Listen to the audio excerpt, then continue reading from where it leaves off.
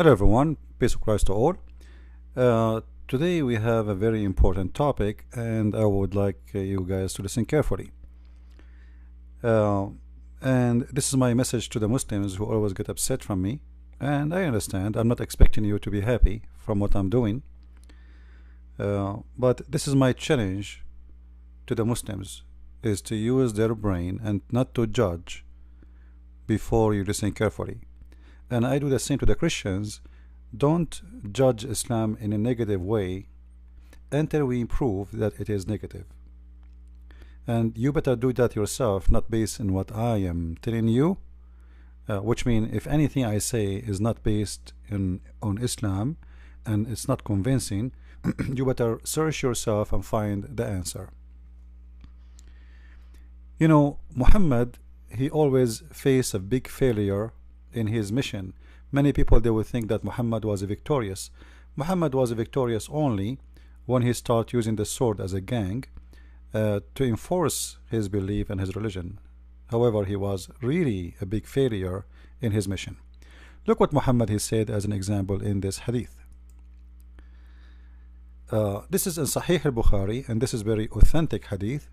He said, had only 10 Jews amongst their chiefs. Believe me, by the way, you see, this is the Muslim translation. In the Arabic, it doesn't say amongst their chiefs. It says only 10 Jews. Actually, let me show you the hadith in Arabic, just to show you that Muslims, when they translate, they have no dignity and they false fiction things. Because the point of saying, if 10 of their leaders believe in me, and if the hadith doesn't say that, it's mean this is a fiction, this is a fabrication, and the Muslims are the best to fabricate because they assume that you do not know Arabic.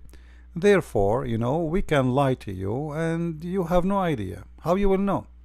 So if we go to the hadith, and this is the hadith in the front of my eyes, as you see it in here, this is the translation between two brackets. Always, by the way, when you see between two brackets, it means the Muslims are telling you, they are telling you, we are lying. Okay, we are adding things. So it doesn't say in the hadith that. This is why they put it between two brackets. In Arabic, in the front of me, it says, لو آمن بي عشرة من اليهود لآمن بي اليهود. So Muhammad saying clearly, if only 10 of the Jews believed on me, the Jews will believe in me. So Muhammad, he was not able to make not even 10 Jews believe in him, not 10 leaders as it says there in the translation. So why Muhammad he failed to make the Jews believe in him? Now for sure the Jews, they've been taught carefully about who can be a prophet of God, who cannot be a prophet of God. Not because only the ethic, Muhammad he don't fit with the ethic, not because Muhammad is not from the Jewish lineage, not because Muhammad he has no miracles, but Muhammad he has no prophecy to be a prophet anyway. Like, it's funny that Muslims, they call Muhammad a prophet, but there's no prophecy of this man. Actually, all his prophecy became to come a lie, not a true, as we remember in chapter Al-Anfal, verse number 65 and 66, where he said that 10 of you can fight 100, and then we find that was not a true. The Muslim, they went to war and they lost, and then Muhammad he make right away a verse after saying, Allah he found right now a weakness in you, so he enlightened your task. And other false prophecy, when Muhammad he said the moon is the judgment day is near and the moon is split, and there's no moon split and nobody witnessed that. You see, when the moon is split, the whole world should see that, and historian around the earth, this is not something to forget to mention. This is the moon. And just to remind you, if the moon is split in Arabia, people in Europe, they will see it in the same time, because zone time is very close to each other. And at that time, especially at that time, the Roman was in the borders of the what is called today the Arabian Peninsula, which is Syria and Jordan and Israel. So we are talking about the same location, and yet nobody ever from the Roman or even the Persian or anywhere in the world, or even India. India is not far away from Saudi Arabia, by the way. It's just across the sea. You know, you can go in 6 hours trip in the sea, and you will be in Pakistan. So nobody, no historian ever mentioned that the moon split as the Muslims claim, and then he said the judgment day is near, and you know, this was a false prophecy mentioned 1400 years ago, and still the judgment day is not near. So when Muhammad, he said, if 10 Jews believe in me, the rest of the Jews will believe. Well, that's because there is no reason for anyone to believe in you, because you failed. You fail in every way, in every mean. And today our video is to prove to prove that Muhammad was nothing but a failure, to prove that he is a messenger of his God, who he claimed to be a God, and he could not provide any proof of that. But actually our video is more deep than just proving Muhammad to be a false prophet by a false prophecy. There is more evidence that Muhammad was extremely a false prophet.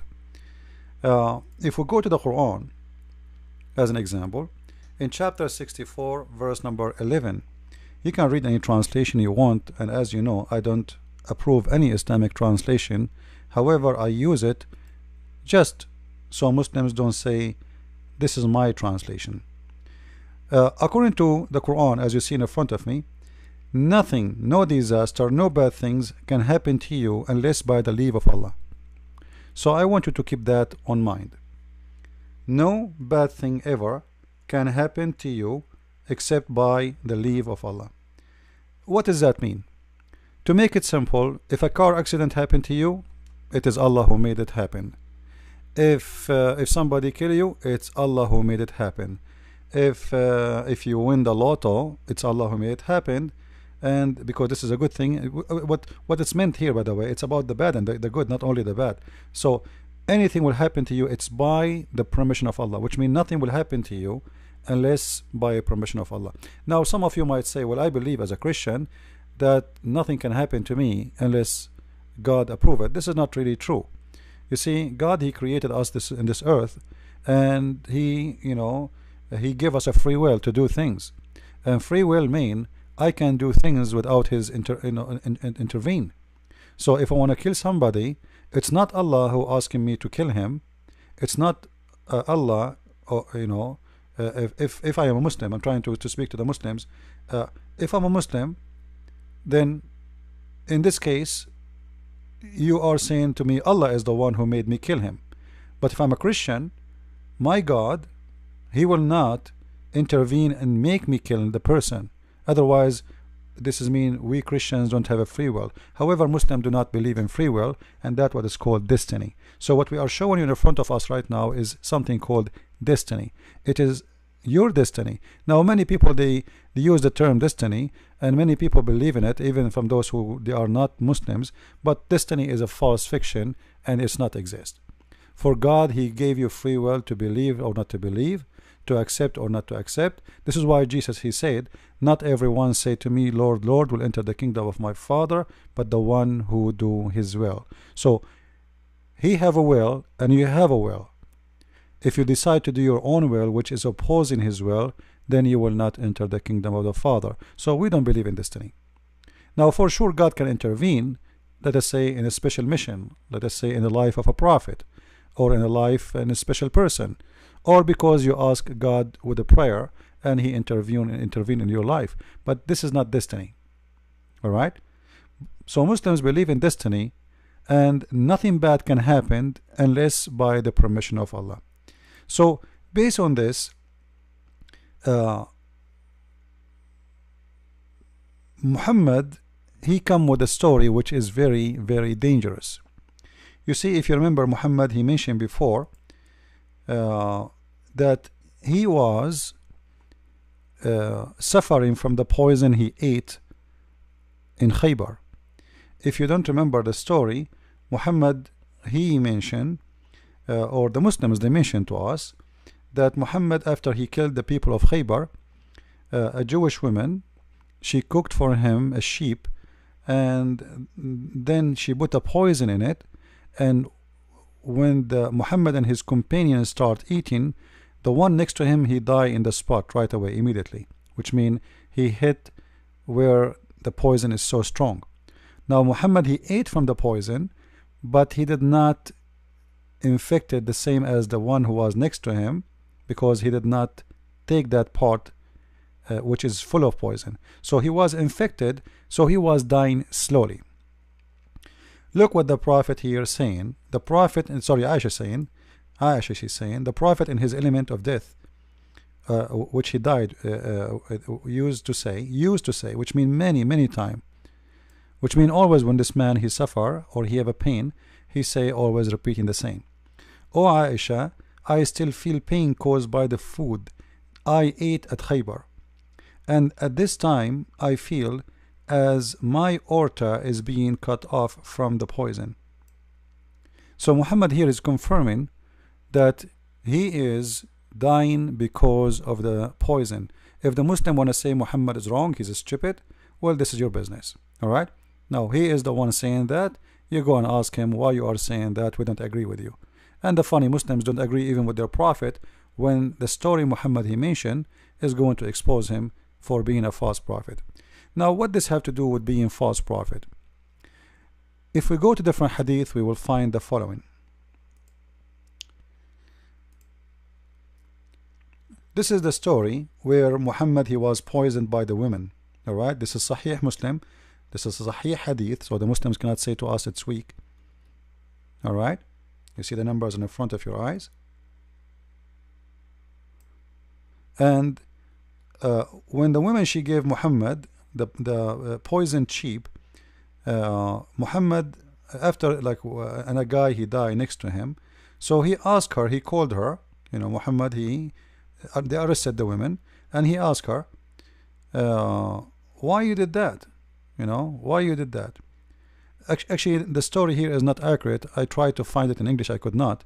The story in Arabic, it says, you killed my husband, my brother, and my family, and I have the right to kill you. Alright? But here, in this story here, in this hadith, she said, I had determined to kill you. Thereupon he said, Allah will never give you the power to do it. Hold on. That is very dangerous. Allah will never give you the power to do it. It's mean Allah is the protector of Muhammad, and he is a special one to Muhammad, and there is no way Allah will let that to happen to him. As you see, the one who is mentioning this is Muhammad himself, not the women. The women, she said, I am determined to kill you. Muhammad is the one saying,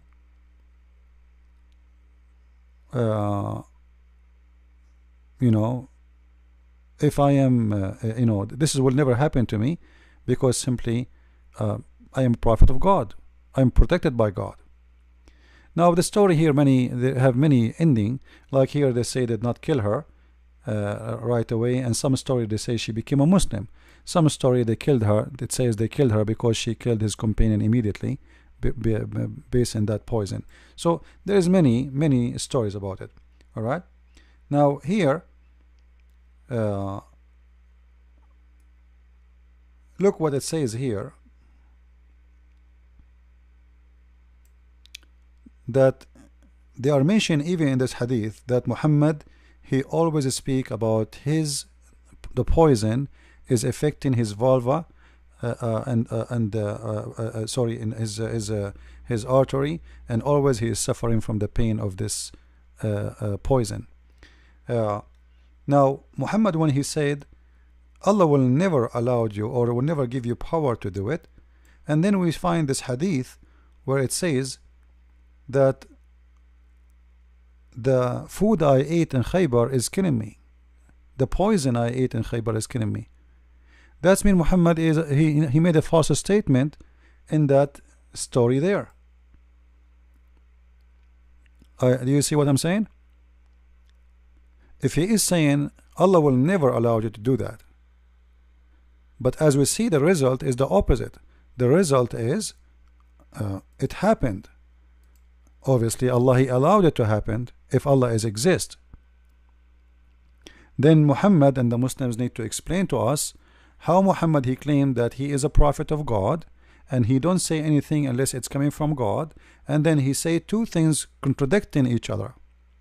Actually, the story is more deep than this, because there's many hadith about this story, as we see in front of us here.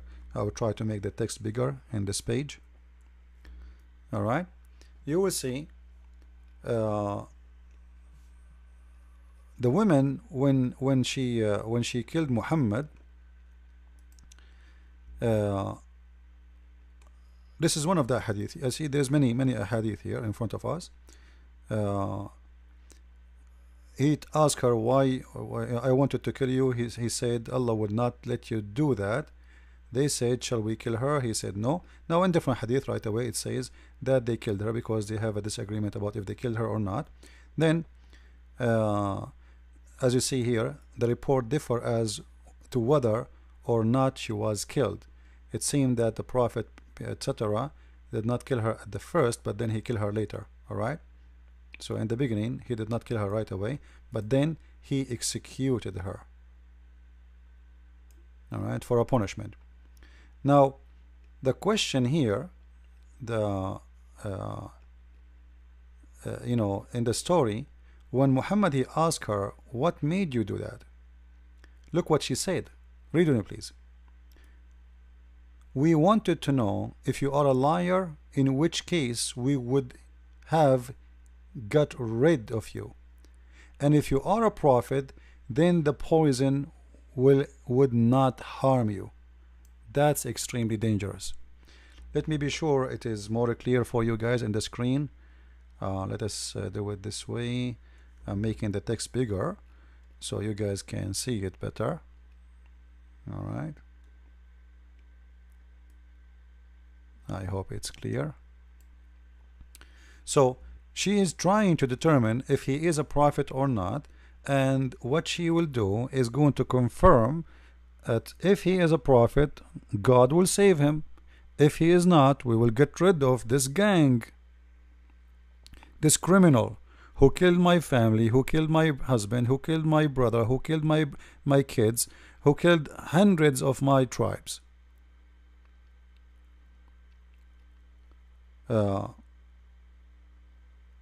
Then you will see the hadith continues saying the Prophet used to feel ill because of this food. Do you see it? Used to feel, so the poison already made a damage and Muhammad was dying slowly. But this is mean that the test the woman she did, it was a very confirming test, because she said here, we wanted to know if you were a liar, in which case we would have get rid of you, and if you are a prophet, then the poison would not harm you, which means God will save you and you will not die because of it. But Muhammad, he confirmed that he died because of the poison. Now we know there is a verse in the Quran where Muhammad he said, and supposedly this is his God talking, if you remember, Muhammad, he made a chapter 69 verse number 46, and you can read a few verses before it. He said, supposedly Allah saying that if Muhammad is a fabricating Quran, we are going to cut his artery. Alright, now if he is, this is a message we send down from the Lord of the world, which is very strange, and the proof that Islam is nothing but a scam. Because if the one is talking is Allah, why Allah says this is a message sent down from the Lord of the world? Who are you, the one is talking? I thought you are the Lord of the world. And then if the messenger were invent any saying in our name, we would certainly seize him from his right hand, and we should certainly then cut off his artery of his heart. But hold on, this is exactly what the hadith is saying. Muhammad saying, I feel my aorta is cutting off.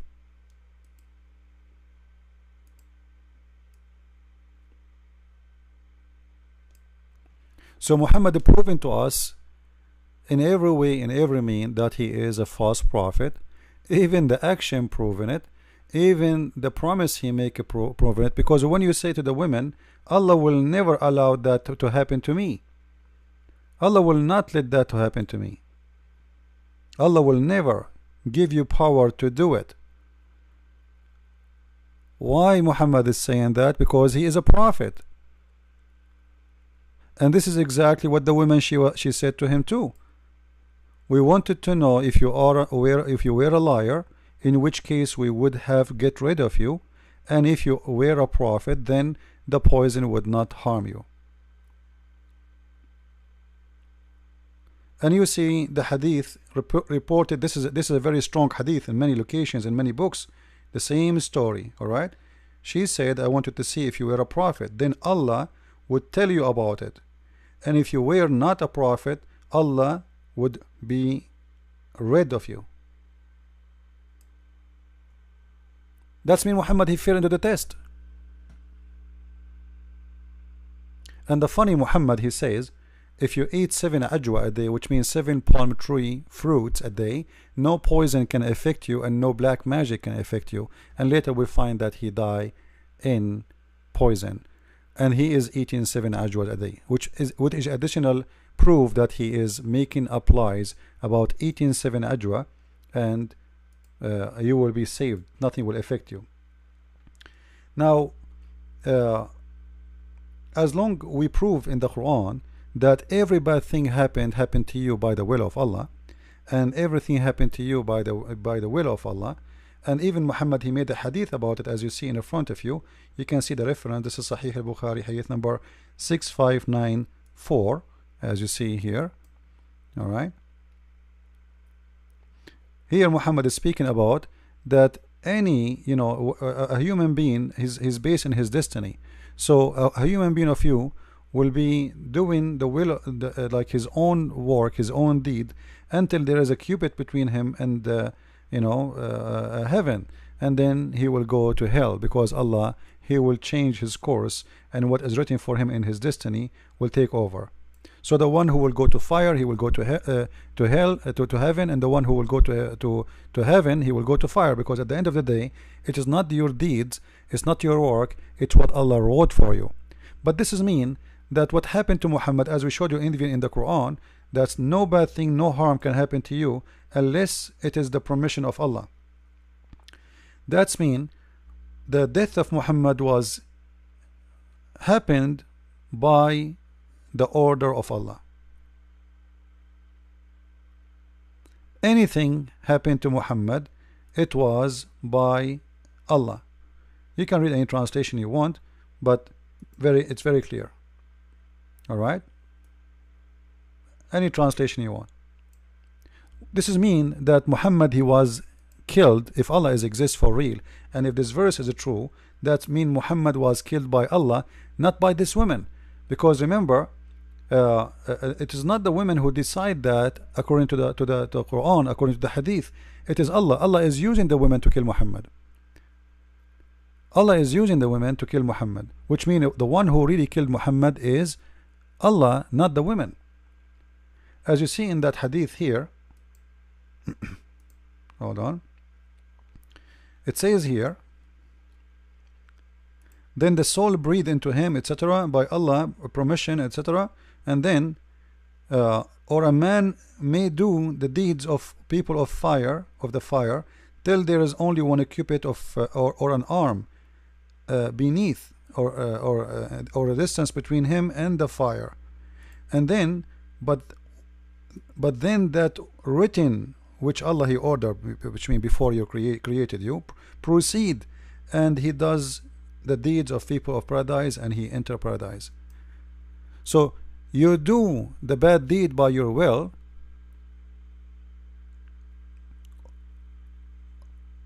what is going to take over is the good deed of Allah will take you to heaven. Why? Because Allah, he decide for you where you will go. Are you getting the point? So all the first bad deeds you did is going to go, is gone, because simply Allah is going to overwrite your deed, because he wrote a destiny for you, and as long his destiny is you go to heaven, then he suddenly you will start doing things will take you to heaven. So doing the good things here, it's not was not your own permission, it was Allah destiny. Same, you will see that the same person who was going to go to hellfire, to heaven, you know, he will go to hellfire. Then, and the man may do the deeds of people of paradise till there is only one cubit between or two between him and paradise.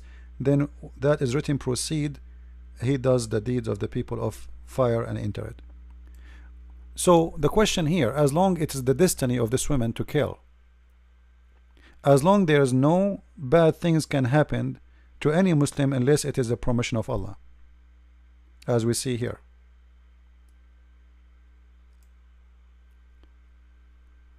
And as long Muhammad, he said, Allah will never allow such a thing to happen to me. And then we find that Muhammad, he died by the poison which he ate in Khaybar. All of this proves that Muhammad is a false prophet. Especially even the poison itself was given as a test to see if he's a prophet or not. If this guy is a prophet, he's not done with his mission, you know, he's a prophet, he have to continue, then there is no way Allah will allow me to kill him. But he died from the poison. Actually, he died more painful pain because he was dying slowly. So Allah did not save him, and the poison affected him badly. And immediately you see in the hadith, it's speaking clearly that always he feel bad and he feels sick because what happened to him in that story. So Muhammad, he failed the test of the women. Muhammad failed his own test when he said Allah will never allow such a thing to happen to me.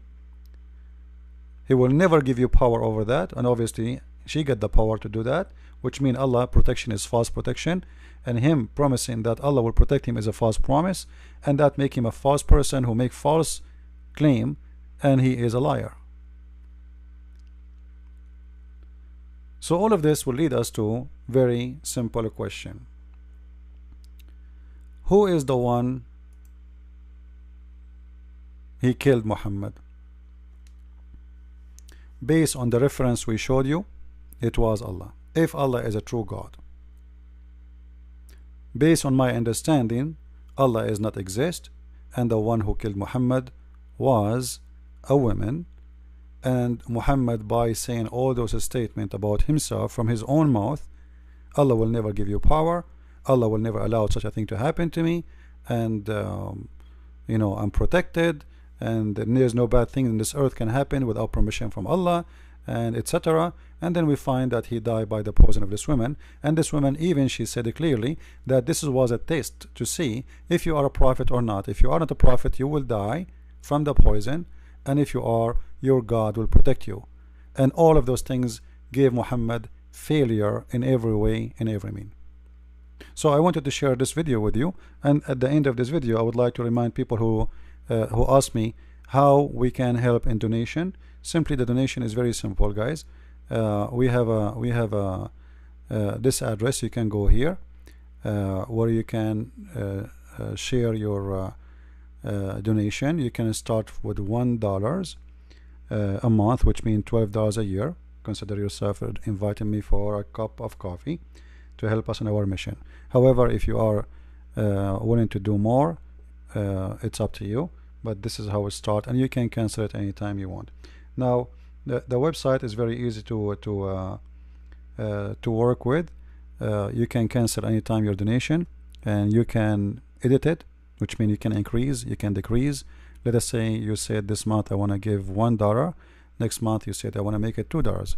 You just log to your account and you can change, and even you can log in by using a nickname, which means even from my side I will not know who you are. The information you enter about your finance is going to be between you and the company, not me. So from my side only I can see a nickname. So you can even create a nickname, like same as nickname forever, whatever you want to. You can call yourself Tom and Jerry if you want. So it's very simple, very easy, and we appreciate those people who they are helping us. And I will see you with more videos. Christ is Lord, Islam is false. I mean to that. Thank you.